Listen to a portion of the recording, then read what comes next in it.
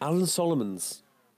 Ah, okay. He's always in a blazer. He's always got a pin badge on. I like that. Yeah, home and away. It's something like Dai Young is different away from home to home. When he's at home, he's in full shirt, tie, sometimes waistcoat. Beautiful, looking excellent. Looking good.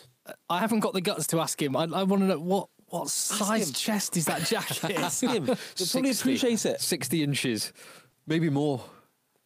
It's really he's an unbelievable specimen of a man. I'm trying to think of Alan Solomons always wears home and away. He'll wear that nice tweed. yeah. So I'm just trying to think. Like a lot of coaches dress as if they're PE teachers, don't they? So like Dimes is always in tracksuit pretty much for match day. Joe Schmidt. Jordan Murphy, Joe Schmidt, Mark McCall. Yeah. It isn't. I guess it's one of those things. Like it's kind of like working from home. Like you just get into your shorts and that's it. And, What does Chris Boyd wear? I can't remember. I don't know. Normally tracksuit, I think. think? I often think of him in being in like a hoodie. I tell you who doesn't wear a tracksuit. Yeah, you might be right, actually, yeah. I tell you who doesn't wear a tracksuit.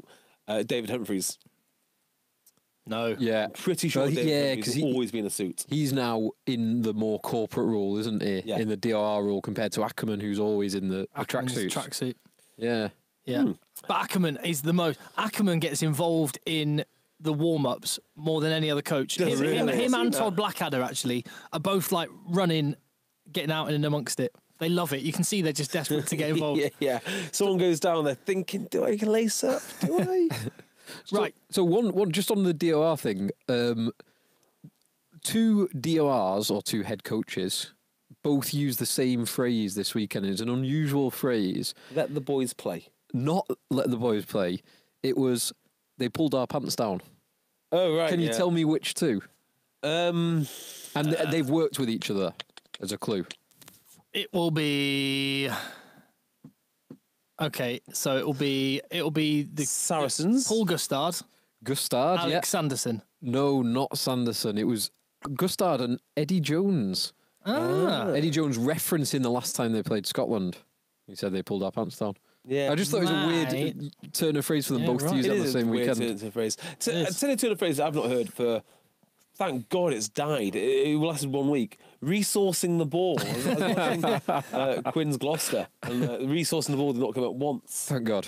Thank God that's over before we even started. Right, agenda for this meeting, gentlemen, in the boardroom is 1, World League announcement from World Rugby. 2 is salary cap.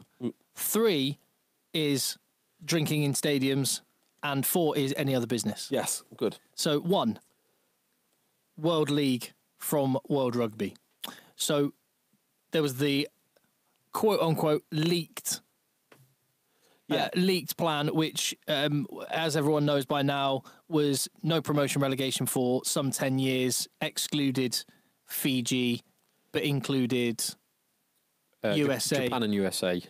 I get the whiff. And then a few days later, World Rugby have released what their actual plan is. I don't see, and a lot of people leapt to the conclusion that World Rugby had hastily arranged something which, as a PR exercise. I don't know how you can come up with the plan that they have come up with hastily. They've been working on it for years. Well, not years, a year, months. So they actually say in their statement that their plan was the one that was tabled to the CEOs of the individual unions in September 2018. So it has been a significant period of time before that this has been prepared. Which says to me there's been potentially some, like, there's something that must leave a little bit of a sour taste in your mouth with the way that leak came out. Because basically, what I'm inferring from that is that leak was never got to a point where they were actually seriously giving it to the nations as this is what we want to do. Exactly. It was malicious. It was there to damage World Rugby, and that's what whoever did this. That's what they intended to do, and they successfully did it. And they did, and the amount of blowback that World Rugby received as a result. Yeah, and it's amazing because they make World Rugby look like some sort of pariah, and they're far from that. You know, they're one of the greatest forces for good in the international game, and they do genuinely care. They are trying to get the lower nations rising as high as they can, more competitive games. That's why we've had so many changes in coaching structures and fixtures and autumn tours where you've got to play at least one game against an emerging nation.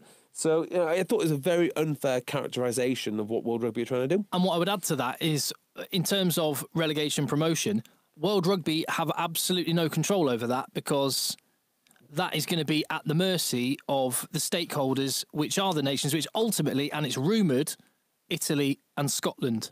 I think I've jumped ahead, actually. We should very briefly explain, for anyone that hasn't seen, go on, Phil, what World Rugby have actually proposed. So it's similar. It certainly follows the same format as the original league, but there are a few key differences.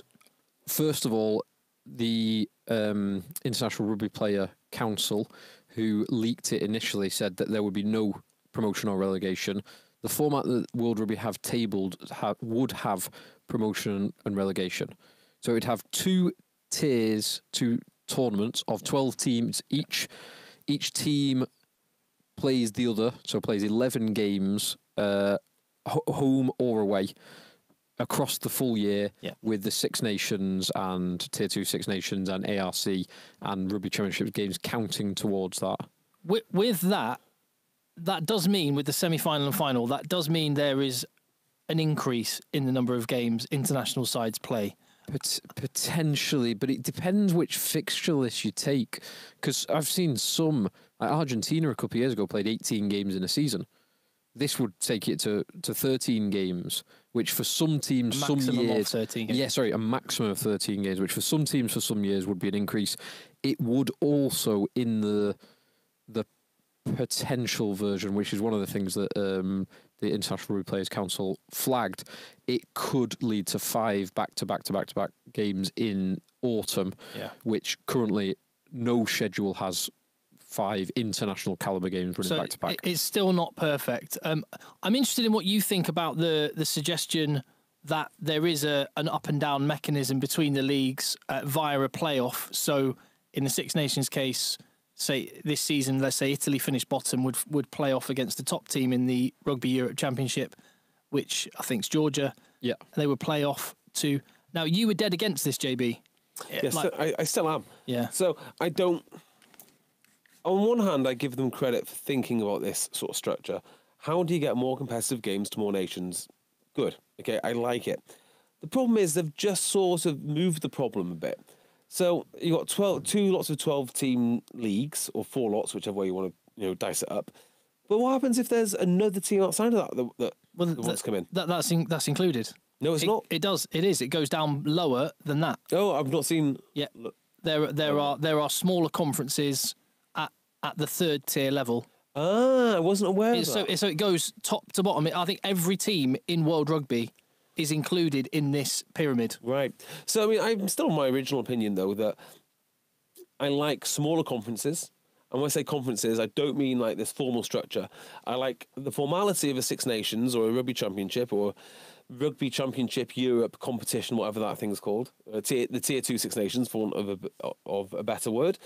I like that. That's what I like, because you can build your own rivalries. I've been over it a million times before. But I like it. That doesn't match with what you just said, which is what I don't like. That. What about other clubs that want to get into that? Well, you can't. So you can't build. You can't build those rivalries between Georgia, Romania, Spain, Belgium, whoever's Germany. If you exclude everyone else. Okay. So how does that work? What I think this actually is a good model to solve. Solve all of that? No, because you're missing out a few things there. So they still have their competitions. So you can't get promoted or relegated from the Six Nations. That's always going to stay. The Six Nations games just count towards whatever you're doing. What I was saying is I like the mix of formal and informal. So you have the guys in the Tier 2 Six Nations and they stay as they are. If you want to get another competition on top of that, well, that stays as that is. So what do right, let's say... And then you have the informal... Lithuania elect a president who's a massive rugby fan and channels loads of national money into rugby, because he wants to make them a rugby superpower in 20 years' time. Cool. Oh, you can't, because you can't join one of the conferences. You can, so long as you carry on playing with Croatia and Poland. Look, Poland. I'm kind of happy for like some natural realignment to go on. I just don't think it's always necessarily the best way. we looked at Italy again this week, who got battered against like 14 of the last 26 nations or whatever it is. They've come last. Now, my point would be that just by putting a team in the company of better competition does not necessarily lead to an improvement. And I think we should look at Italy and think maybe this isn't the best road for Georgia or any other emerging nation. Well, I think you're. Maybe. I think you're not. Yeah, I think you're not thinking big enough because, as I said, what incentive is there in the current model for funding to be seriously delivered in potential future star rugby nations like Poland or Lithuania? What is the... What's the incentive? What is the incentive? I don't think there's any incentive, is there, other than the charity of World Rugby, which is exactly what happens at the moment. Well, so in the UK right now, if your sport is not an Olympic sport, you do not get central funding. No, you don't. So it has the aspiration to be the best in the world, as measured by the top of the tree, which is the Olympic Games. It directly affects the funding that you get, and it's the same in rugby. Is it? Yeah. Why? Because that's just how they make it. So rowing, yes, we will give you money as a rower because you could potentially win an Olympic medal. And if there's any, I'm sorry, I don't really follow along on that because I actually thought that the funding, unless I'm wrong, I thought the funding for the big nations comes from the big tournaments. So, and actually, No. it doesn't really matter if you're an emerging nation because you'll get your funding from World Rugby. You misunderstand my point. Germany have come through as an emerging nation because of private funding, Yeah. right? That sort of thing would be more likely. So what you're saying, that sort of thing would be more likely to I've happen got if you. there is the aspiration of So what you're saying is elite performance. Yeah, if they're doing really well in, say, Lithuania, where is the incentive for that private money to come in if you're not going to make the Six Nations? Yeah, Yeah. or see that. government money, whatever it is. Yeah, I see that in its entirety, but I still go back to the fact that I think the incentive should be incremental. So like every time that Georgia get a bit better, I'd like to see that be reflected in Spain, and it has, and be reflected in Germany, which it actually has, and same with Romania.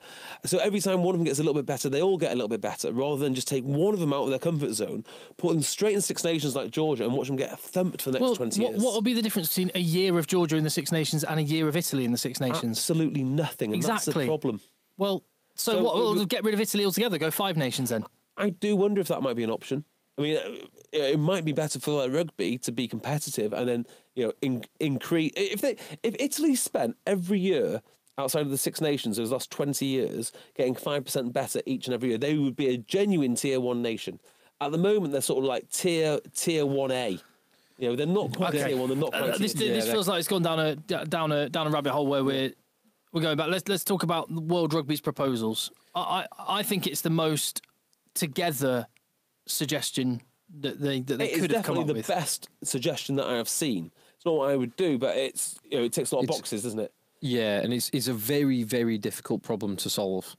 As in, you're trying to solve multiple problems at the same time because you're trying to solve the global game structure. You're trying to solve the player welfare, teams playing too much. You're trying to solve getting smaller teams opportunity to compete against the bigger teams, but not too much opportunity and not disproportionate. You're trying to create more games between the bigger nations that mean more, so that it's not a England playing South Africa 4 times in a row with nothing on the line kind of game. So you're trying to solve all of that in one solution, and it's not perfect, right? But it seems like a definitely good a better attempt than I've seen previously. Yes. Yeah, and I think actually we've maybe just slightly got bogged down in the existing rugby fan bubble. Like Six Nations. which is we're thinking about this as people that are already invested in the game. rather than potentially new Any markets. potential rugby fan who isn't into rugby understands the structure of sport, whether it be conferences, leagues, a sort of pyramid. Everybody understands that concept. And I think what we need to remember is, and if you're listening to this right now as well, there's every chance you are just like us, already invested and would watch come what may. But that's not the case for other sports. That's not the case for broadcasters of other countries. That's not the case for sponsors who aren't already invested in the game as well.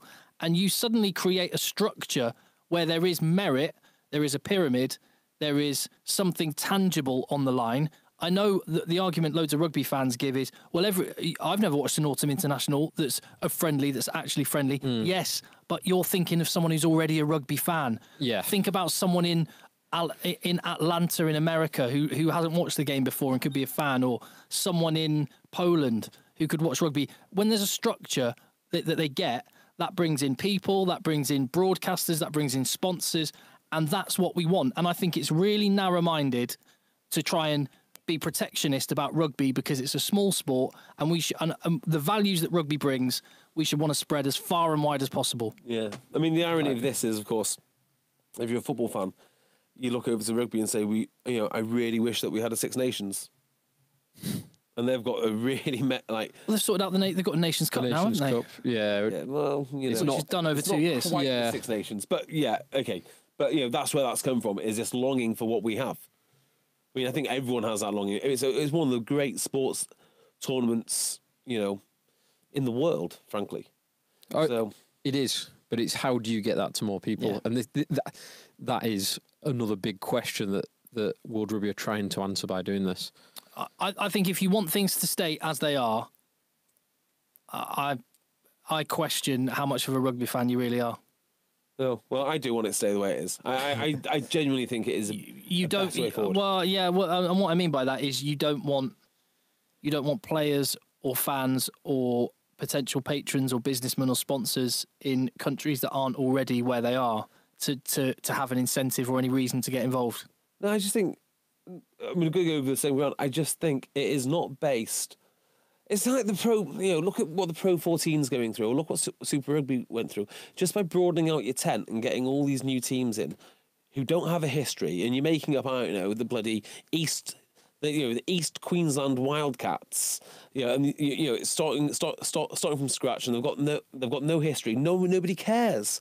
But if it grows organically through, a rivalry between Spain and Portugal should have a cracking rivalry, or Russia, Georgia. I think that's how it builds. It builds gradually and slowly.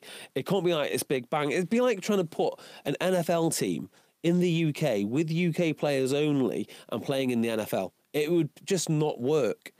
So I don't think it's possible. But yeah, okay, fine. Yeah, it is interesting because I think so.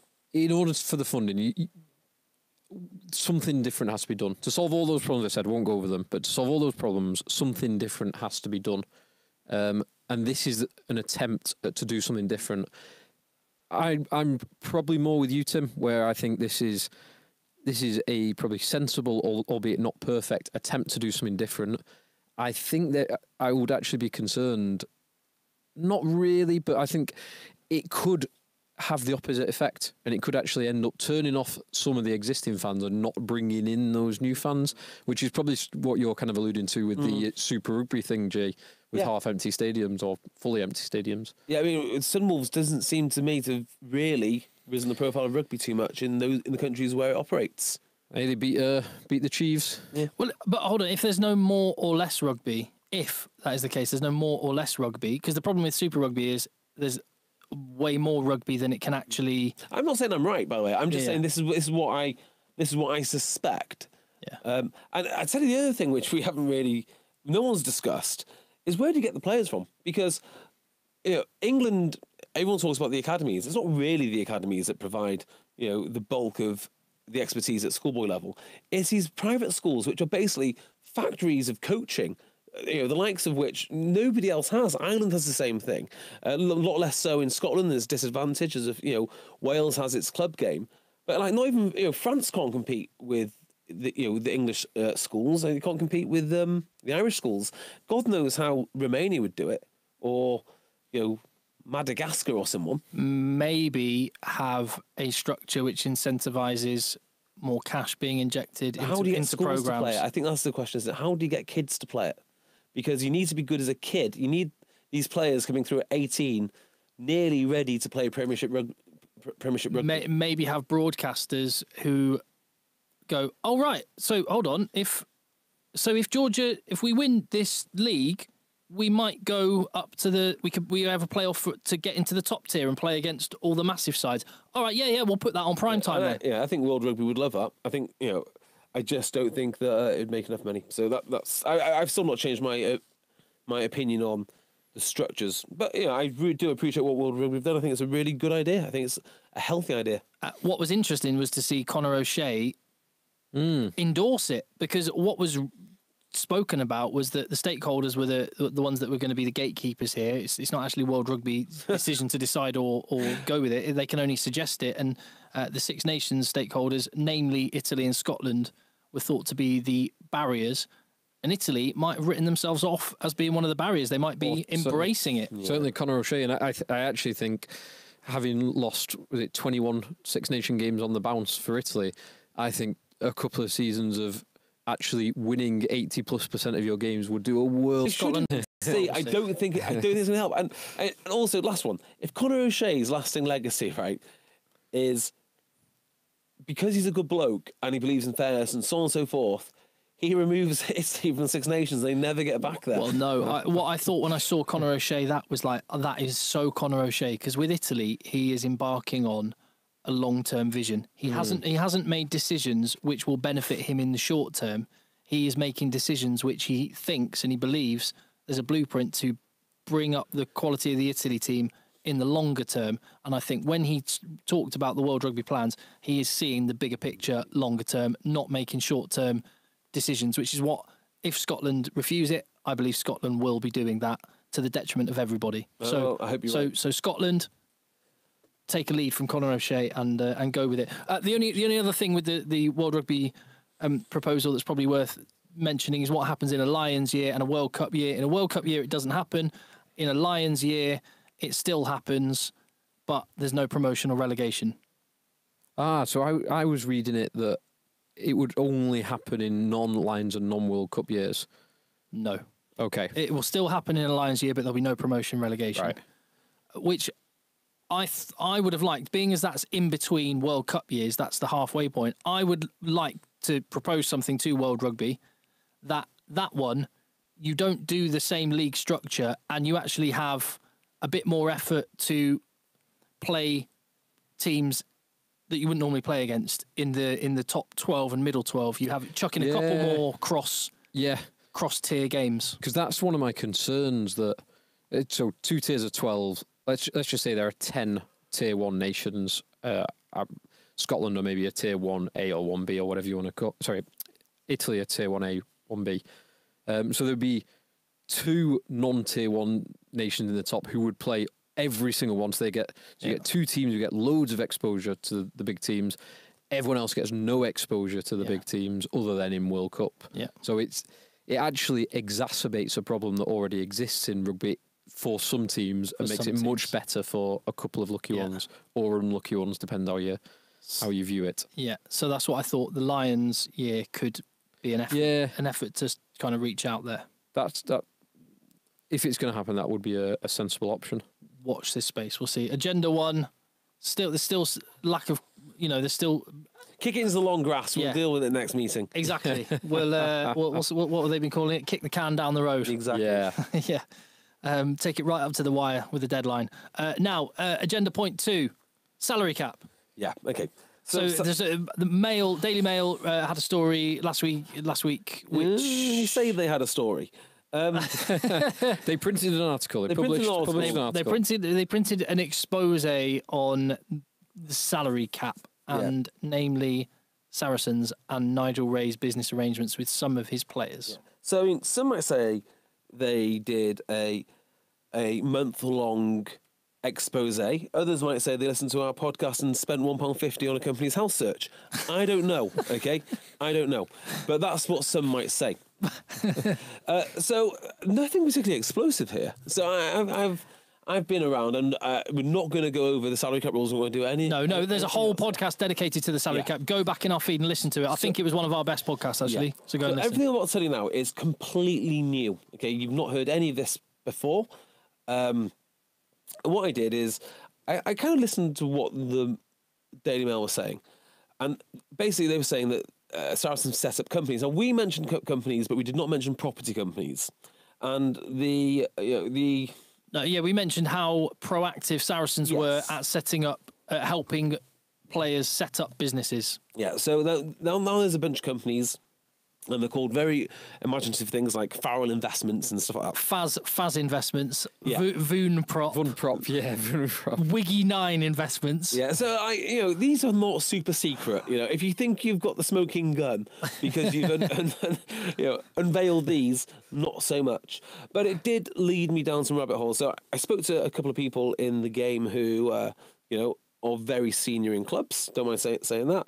And basically, where I've come to is I think all the clubs are squeaky clean. That might shock you. Well, and to go back to the podcast we did previously, there were lots of things that we covered, a lot of ground we covered in that, which showed that the regulations since the previous salary cap issues maybe 5 years ago were very, very much tightened up, Yeah. and there's a lot of scrutiny on it. Yeah, so the clubs themselves, the entity of the club, Sale Sharks Limited, Saracens Limited, whoever it is, you're not going to find any issues there. You're also not going to find any issues with a company set up called Farrell Investments. Faz Investments. Yeah, it would be stupid. But that is not to say there is not underhand stuff going on. It's just that I can't prove it. This is just hearsay. So we've all heard the hearsay previously about, Rolex watches, which again is a magnificent way to do it because you get around all sorts of money laundering regs and so on and so forth. Farmland in South Africa. Farmland South Africa, yeah. Houses. Shopping vouchers to wives, houses, you name it. It's been said. So the one thing you could, there's a few things. So if you wanted to be super sneaky, the way you get around the cap is between the owner and the player.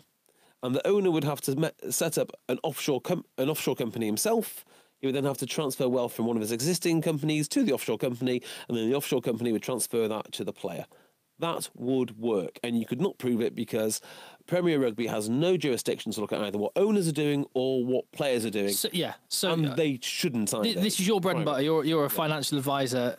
Obviously, you're very, very scrupulous. Yes. And have a lot of integrity in what you do. So just for argument's sake, so this wouldn't be allowed, and this would surely show up if Nigel Ray said to me, Tim, let's set up a property company with 50% shareholders, put in £1 each, and we can acquire 50% shares, and then he purchases a house in Harpenden for £1 million, and at some point down the road, several years later, we liquidate the company, sell the house, and I take away £500,000. I couldn't do that. Well, I don't know is the answer. So I've just given you the outline. Okay, that offshore route would be absolutely fine. That would be dead easy to do for an accountancy practice. Fine, done. It is cheating. You get caught, you're done. What about if what I just said was in UK? Okay. In UK, Right. Not So- offshore. Okay, you just need to go back a step. So, particularly with Saracens, I have no proof that this is what they're doing. Zero. But this is what I believe that they could do, and I think it's smart. So, if you think about the players they have, who they want to keep, they are all long-term players. They all qualify for marquee status. So you're talking the Vunipolas, Owen Farrell, Mario Itoje, You Jamie name it. George. Yeah. They can only have two marquee players. Yes, they can. Two at any one time. So, I must stop saying so. If you then had someone... So this is you brainstorming what you would do if you owned Saracens. Yeah, speaking widely. But you could potentially do this. You could turn the salary cap or the marquee player into a mechanism that doesn't just give money away. So if you're my marquee player, I can give you as much money as I want. I submit that to PwC. They tick the box. Away you go. It doesn't matter. It could be £6 million. Doesn't matter. You'd be mad, but you could do it. Instead of doing that, you turn the marquee player into a mechanism that keeps the player in there. So if I had a property company in the UK, a completely legitimate one, I would say, in this year, I am going to make you, Tim, a co-director of my property company, which is going to cost me £1 million. You say, okay, off we go. We submit that as a benefit in kind, P11D benefit to PwC. They sign it off because, of course, it's just you just look at the value of that. It doesn't matter. You're the marquee player, but I've retained shares in it, which means I retain control over the company or some of the company, and of course of you. So in that year, I can pay you in that company, but going forward, because I have control, I'll also have influence over what you're doing. So this year I can do you, Tim. Next year I'll do you, Phil. The year after that we'll do someone else. The year after that we'll do someone else. So it's perfectly reasonable that Saracens could have done this. I mean, there's no reason why they couldn't, and it would be completely in the law. And is there an if? And this is you're purely speculating as a financial advisor. The mechanisms which they might be able to do that. Like, what's wrong with that? Well, it's very inventive if that's what they are doing. But what's wrong with that? Because they could just have paid as a marquee player. Yeah. They could just have paid a big pile of cash. There's nothing wrong. Huge briefcase with £5 million in. Well, you wouldn't even need to do that. It could be perfectly legal. No, that's what I'm saying. That's what I'm saying. It's perfectly they could do that anyway. And now the problem is with it, of course, that everyone else hasn't thought of it, so it's unfair. But it's not unfair because it's within the. It's well above board within the rules. And going back to in a lot of these cases, what is looking after a player's long-term post-playing career by enabling them to have helping them with businesses or whatever, as we've already said, is what a great thing to do for a player's future. Exactly. And I think other club owners get annoyed about this because from their point of view, they're thinking, why can't I afford this damn player?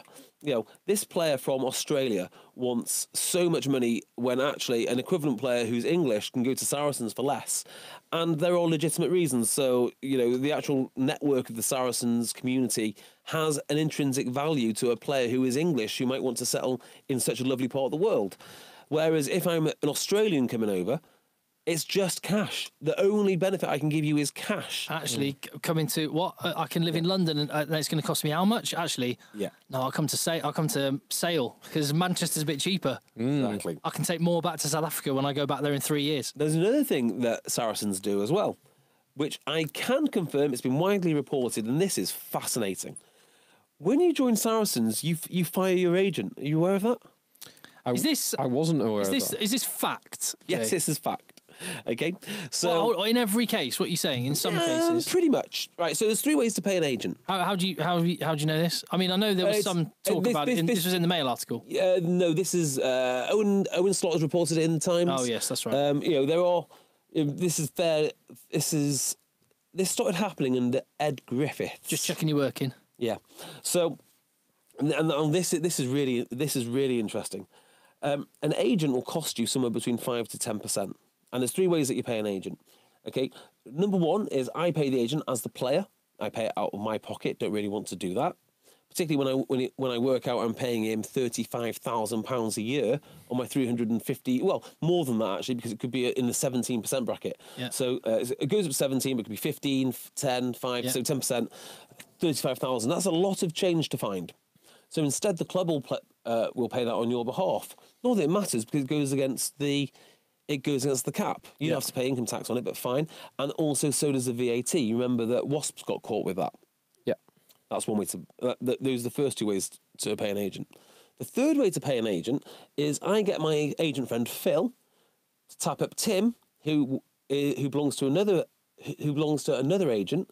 That way the agent is working on my behalf, not Tim's behalf, and therefore it's not a P11D benefit, and you can then come to me, we fire the agent, or you never engage him in the first place, and when it's time for you to renegotiate your contract, you just go to the top commercial lawyer in the City of London, because quite frankly, if you've got 35k to spend, that's what your agent is taking, you could get the top barrister in Manchester to write your contract for you. Not an issue. So Saracens, in effect, will save something like £350,000 a year on agents' fees. And that is Elliot Daly alone. So these are the things. If you want to talk about how to be smart, that's pretty smart. What is also smart is develop players and have the coaching quality that Saracens have had over the last however long, bring through the number of academy players they have to the point where they have 1.2 million extra above the cap to spend on players because they've generated their own homegrown academy talent. credits, homegrown. Now, qualified.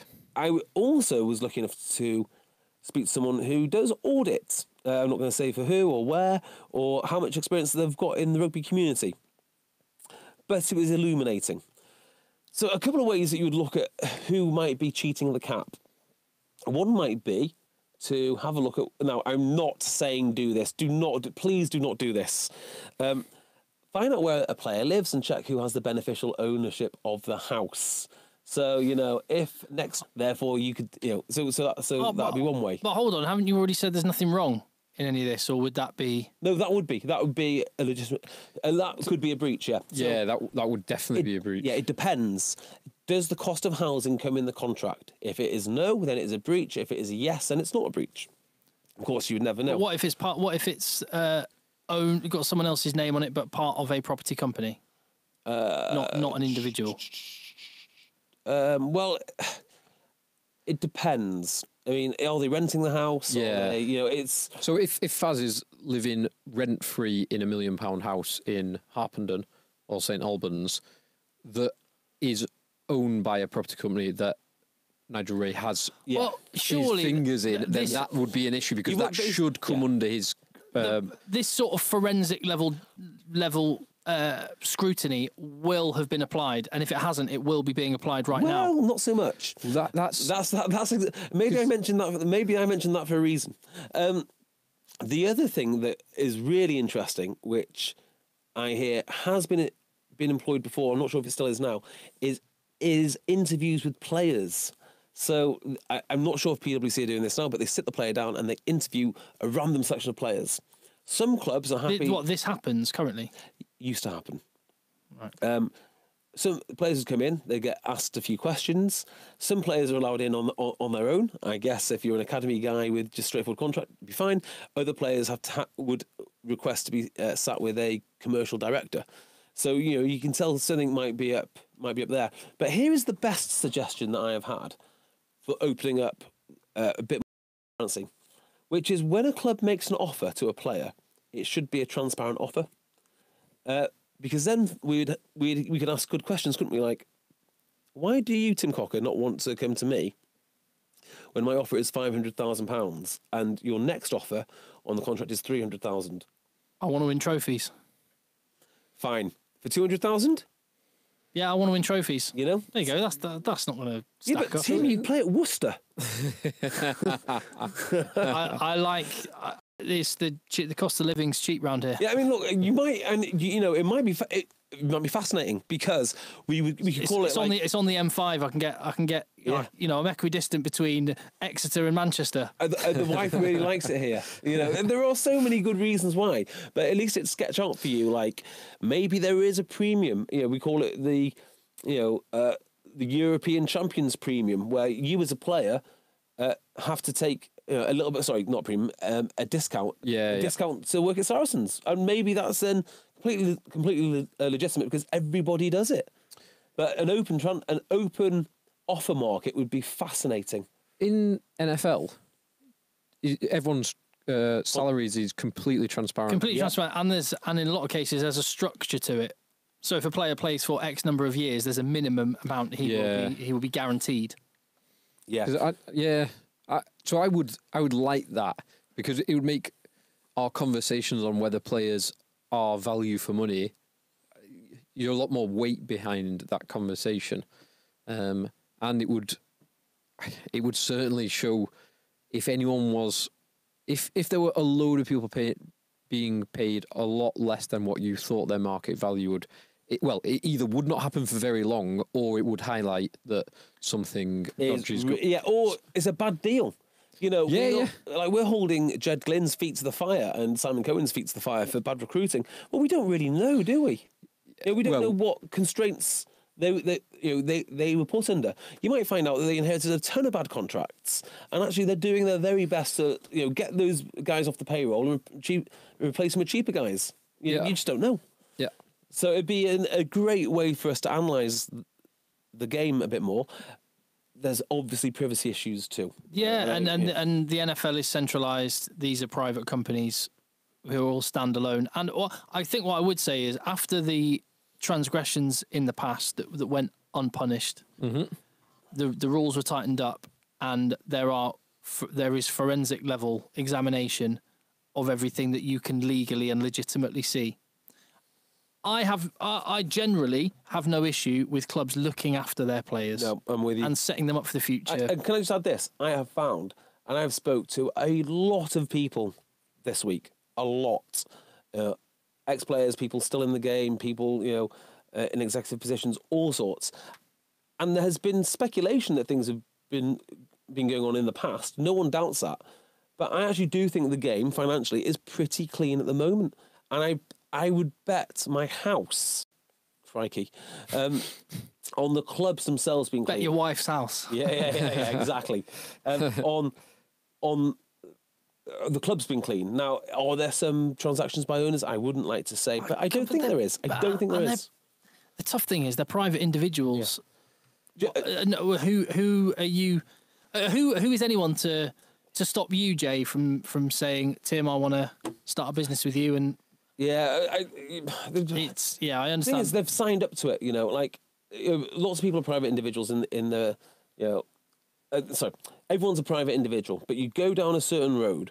If you're a solicitor or a lawyer or a doctor or something like that, you sign up to a professional code of conduct. Mm-hmm. Or, in my case, in my line of work, we can only charge in certain ways.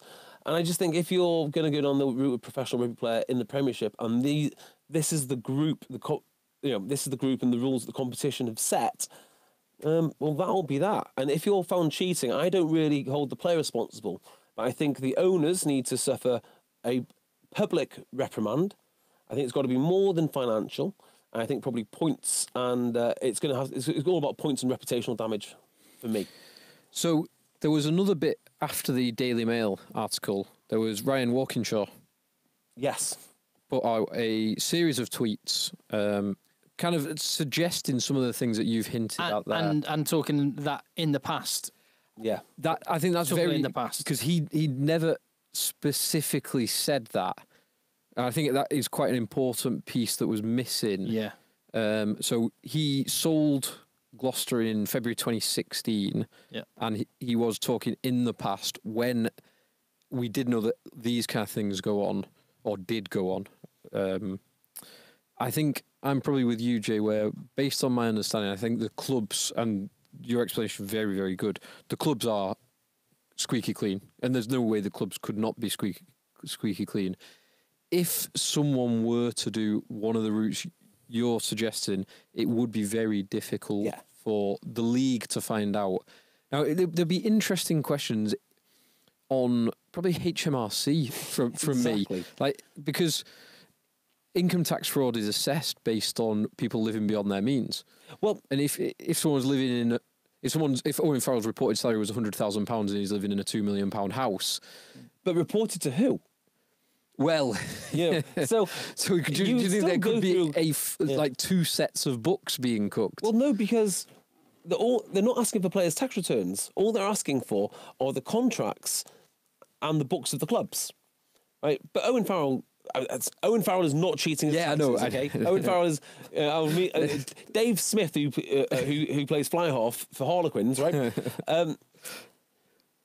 He might get another £1 million from an owner and just pay the tax on it, but no one's ever going to find out because that's the bit that stuff would just not be transparent. It wouldn't be transparent, but to the league, but it would be completely transparent to the HMRC. But the two wouldn't talk to one another. Exactly. Yeah. So it's not interconnected.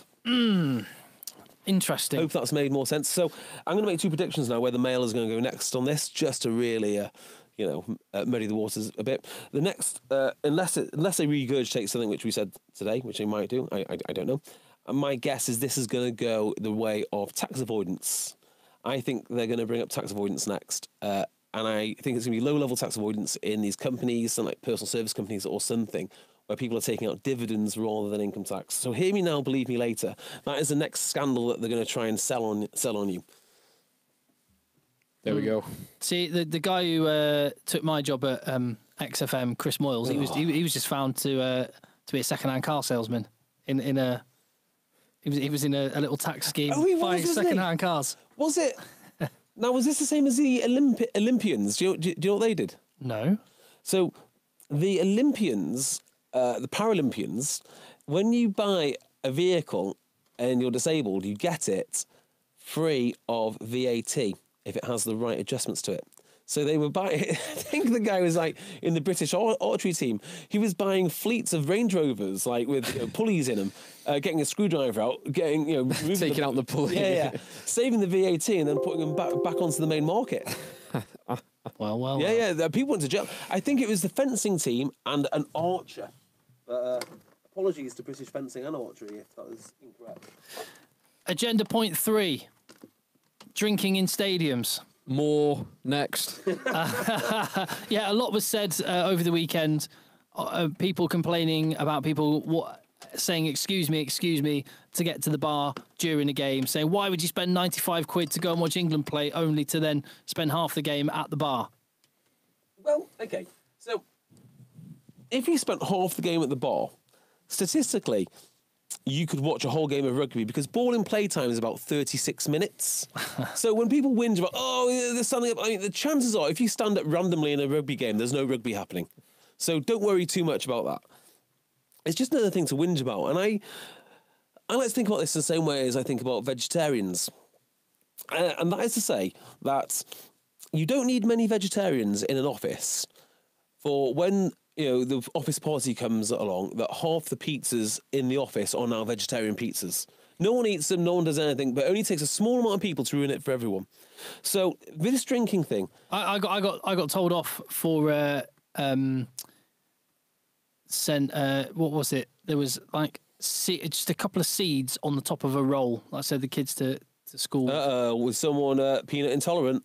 Well, yeah, or like they were worried that seeds. So, like, there was a couple of poppy seeds, and there might have been a sesame seed on the top of this, like just a couple on the top of this bun.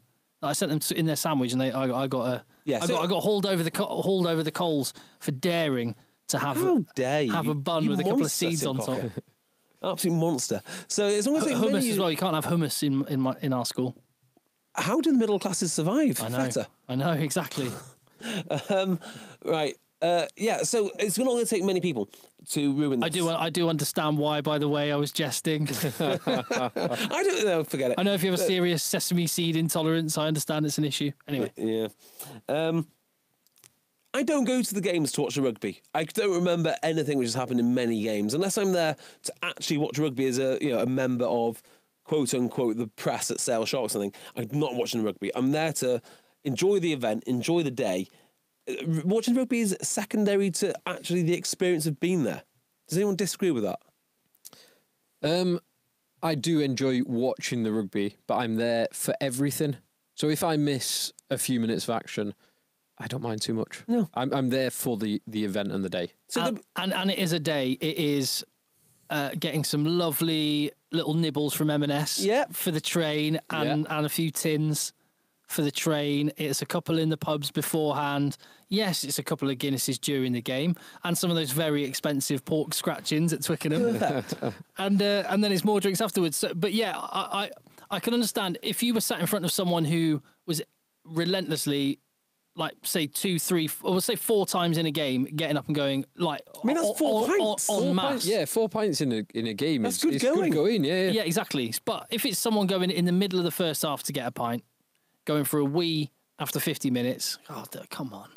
Let the boys play. And there will be stories of people getting too drunk and spilling a pint on someone, or of course. And that is always. It's going to be annoying. If you have a pint spilt in your lap by some drunken oaf, that will be very, very annoying. It happens, you can't. Yeah, but you can't. For every one of those stories, you can't ban people drinking pints. I would be furious. I think it's the most petty, ridiculous campaign that I've come across. Now, I'll give you 2 compromises. Have one part of the stadium sectioned off. Yeah, fun zone. The fun zone where you guys can go and watch the game, and maybe they can sell you a pencil sharpener with the ticket, so you can sharpen your pencil and take notes. If that's what you enjoy, right? You can do that. That's fine. The other compromise that's the ironically named fun zone. Yeah. The other compromise that I would make is you bring me the beer. right? So instead of me getting up, bring me the beer. But what I will not say is I do not want the bars closed during the game. And the other part of this is, why is it if I bought a box, I can have a beer at my leisure? Whereas because I'm sitting next to Mr. Grumpy, who wants the bar closed until half time, why is it then that I can't have a beer?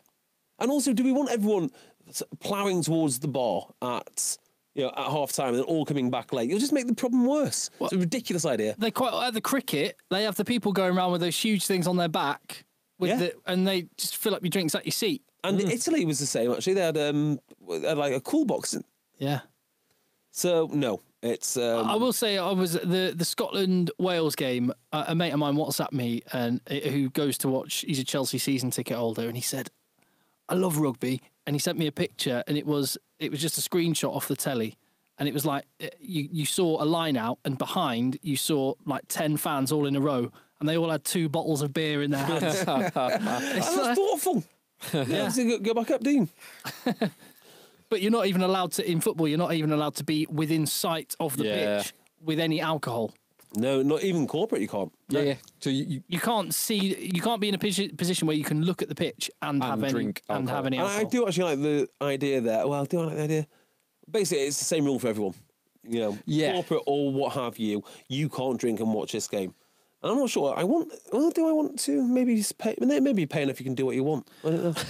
I wonder if, and we like to talk about the values of rugby. I wonder whether this is partly that maybe the experience of the way that people behave at rugby games has maybe changed slightly in the last little while. Hope it has changed a little bit because not everything back in the day was as good as it is now. So I would hope it had modernised. No. I meant in the other sense. I meant that traditionally, and the way we always think of crowds of rugby fans is they will sink a load of drinks because that's just part of the day. Yeah. But they will always stay good-humoured, respectful to a degree. Always the odd idiot, don't get me wrong, and that was always the case. But generally speaking, when I think of rugby crowds and alcohol, I think good-humoured, respectful, fun, not crossing the line. But what I'm saying is, if there are lines being crossed more often, and that's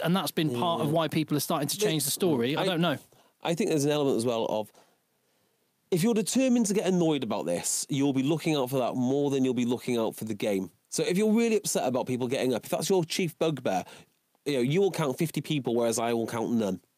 And that's what's happening. And it's a part of this moralising of the game. Rugby values. Rugby values means whatever you've decided rugby values means in order to reinforce your point depending on what topic you're talking about right now. And that's all the more. I don't.